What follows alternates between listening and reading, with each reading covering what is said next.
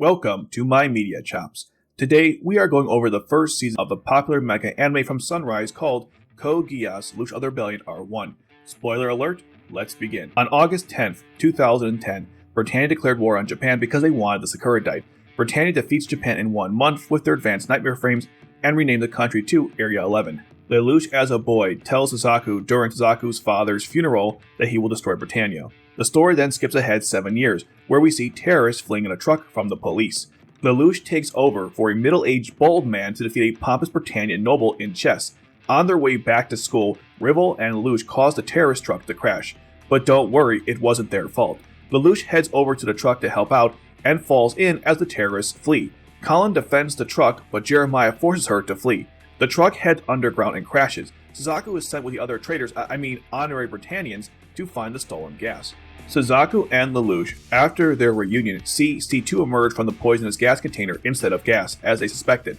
While they help C2 out of the prison gear, the leader of the soldiers that sent Suzaku out to begin with killed him because he refused to kill Lelouch. Clovis orders the destruction of the ghetto to cover up for losing C2 under the guise of urban renewal. After the truck explosion, C2 and Lelouch flee, but are caught by the guards when they emerge again. Thank you, Shirley, for that unnecessary call. Before the guards can kill him, C2 intercepts the bullet.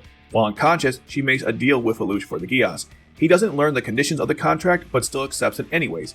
Lelouch uses Geass to command the soldiers to die. Valletta finds Lelouch and asks what happened.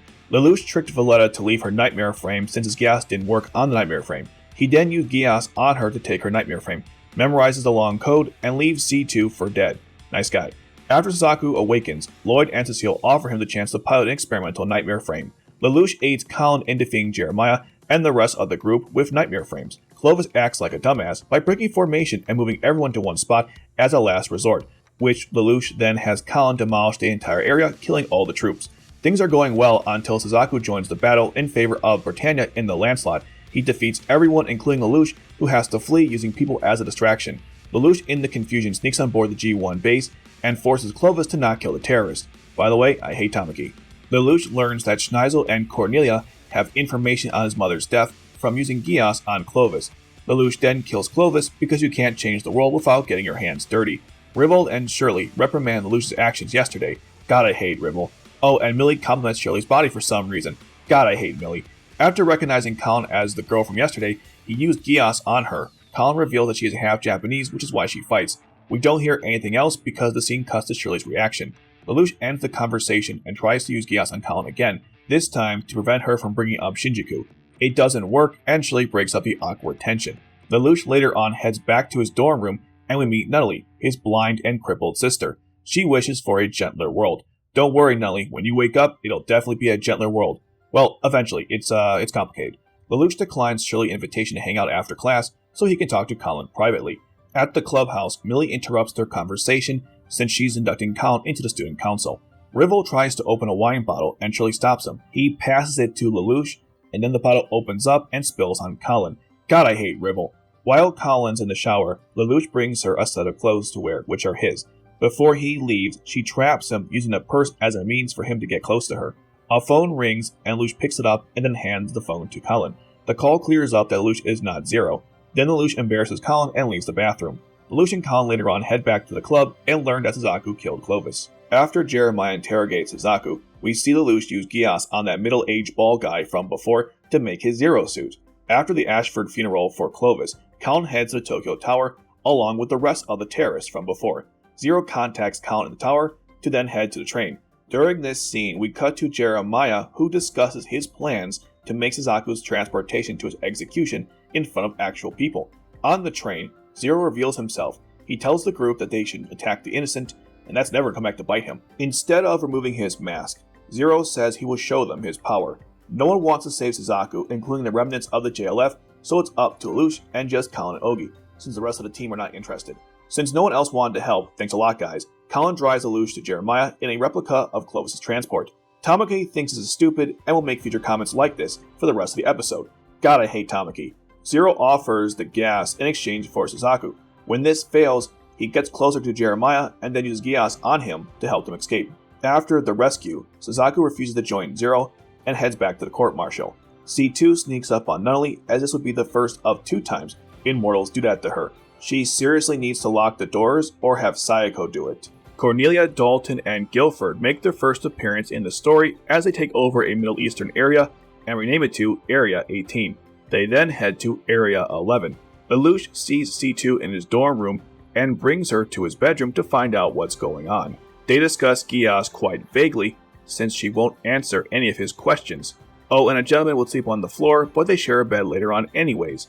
The next day, Lelouch explains to C2 that orange was something he made up while C2 eats pizza for the first time, and thus the meme was born. Suzaku is pardoned for his crimes against Clovis, but they say nothing about his charges of killing the royal guards. Euphemia escapes from the window of the same building and falls on him. I don't think she was trying to commit suicide here.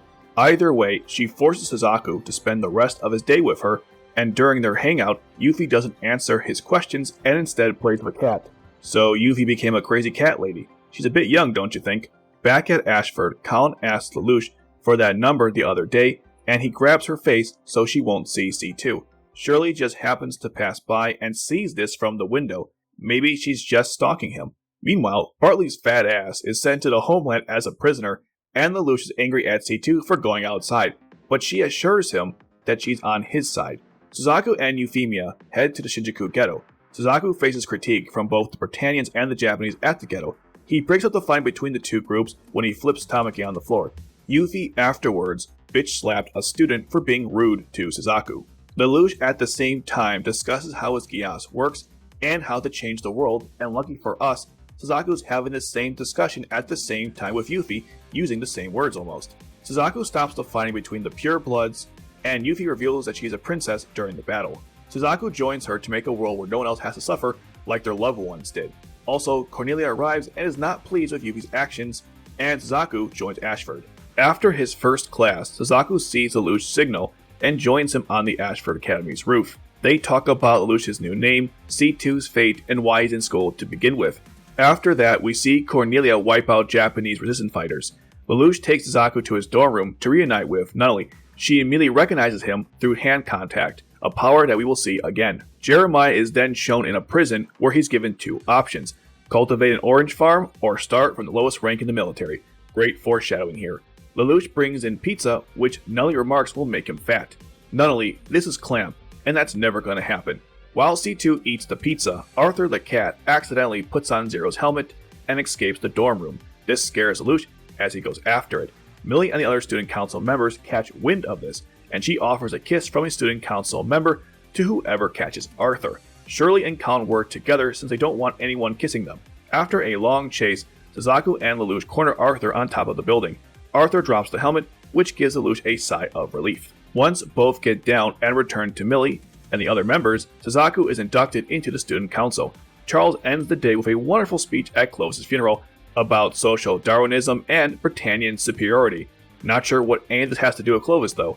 C2 while watching this telecast has amnesia, as she acts like someone who has never seen Charles before, even though they have known each other before Lelouch was even born. The next night, Lelouch has a dream about his exile to Japan. He wakes up next to C2. I guess they did share a bed after all. Suzaku is promoted to a warrant officer by Cornelia to satisfy him. Cornelia comes up with a plan to stop Zero by recreating the same scenario in the Saitama ghetto that happened in the Shinjuku ghetto, figuring it would draw Zero's attention. It does, and Lelouch prepares to head to the ghetto. C2 stops him by threatening to shoot his legs. Lelouch counters with threatening his life. I guess C2 never considered other ideas to stop him that was more, inconspicuous. C2 realized that this is Lelouch's purpose in life and puts the gun down. At the ghetto, Zero works with the terrorists to fight the Britannian forces. In the beginning, his strategy is going well, but then Cornelia does the unthinkable and pulls back her forces. She then sends out her royal guard to take out Zero's forces, including someone transmitting a friendly IFF signal. That poor bastard. Cornelia orders all the retreating forces to open their hatches, including the Sutherland that Zero was in. Before Zero has to open his hatch, C2 in his uniform distracts the Britannian forces, allowing him to escape. In the sewer, Lelouch vows to make a force that could challenge Britannia. After this event, we see then Shirley, Millie, and Nina head to Lake Kawaguchi, which is outside the Tokyo settlement. Millie promises Nina that everything will be alright. Well, that didn't age well since they are taken hostage with the rest of the tourists in the watchtower, including Euphemia, who saves Nina, which is the beginning of that beautiful one-sided relationship. Meanwhile, Lelouch rejoins the terrorists from episode 2 in their new headquarters and come up with a plan to save the hostages. They also get new uniforms. Cornelia is unable to make a move because Yuffie is a hostage. They also can't go underground because the JLF are using the Raiko to destroy their nightmare frames. With this in mind, Cornelia allows Zero to pass through their security to meet with Kusakabe. Zero uses his Geass on Kusakabe after he tried to kill him.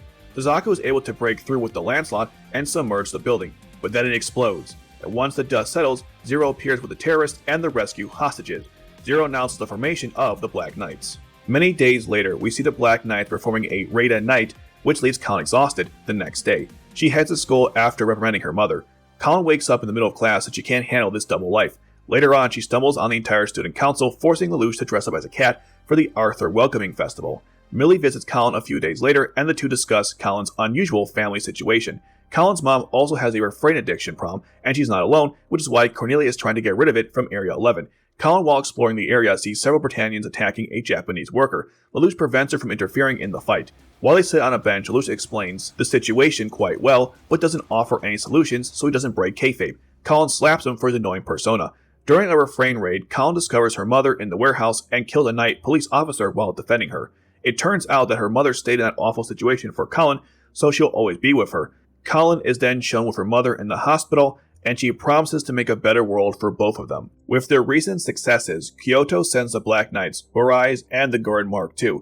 Zero then begins his next plan, which takes place in Narita. This is the location of where the JLF headquarters are, and Cornelia's next attack target, which he learns from the intel sent by D-Tard. At Narita, Lelouch and C2 talk about why Snow is white. Is it C2's name, or just a conversation about her past? Or maybe both. Anyways, when that's complete, Cornelia's forces surround the mountain. After Tamaki acts like a moron, the Black Knights rally to Zero. Kallen uses the Gurren to cause the landslide, and the Black Knights attack the remaining forces. Jeremiah tries to attack the Black Knight forces after breaking formation, but Kallen intercepts him, destroying his nightmare frame. It's thanks to his auto-eject that Jeremiah doesn't die here. Kallen then uses the Radiant Wave Surger on Kyo, but his auto-eject fails, so he dies here. Despite the landslide wiping most of Cornelia's forces, the Black Knights struggle to fight what's left. That is until the four Holy Swords, using the Burai Kais, join the battle. Toto is able to force the Britannian forces to fall back, and Cornelia heads to an escape point to try and turn us around. Well, Lelouch anticipated this, since Kallen was waiting for her. Victory was near, but Suzaku ruins Lelouch's plans in the landslide. He then fights Kallen to a draw, and if it wasn't for C2, Suzaku would have captured Lelouch. Lelouch takes C2 to a cave after she got injured in the last confrontation to provide medical care for her. While doing so, he overhears her whisper her name. Lelouch then utters this name to C2 and does it again to show his gratitude. But C2 didn't like how he said it. She's truly a stubborn creature.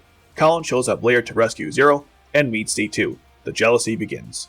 Thanks so much for watching. Let me know if you want me to release the second part of this, and to summarize Art 2, Akito, and the films in the same manner. Like, comment, and subscribe. And as I always say, the world's not a dark place, and tomorrow will be a good day.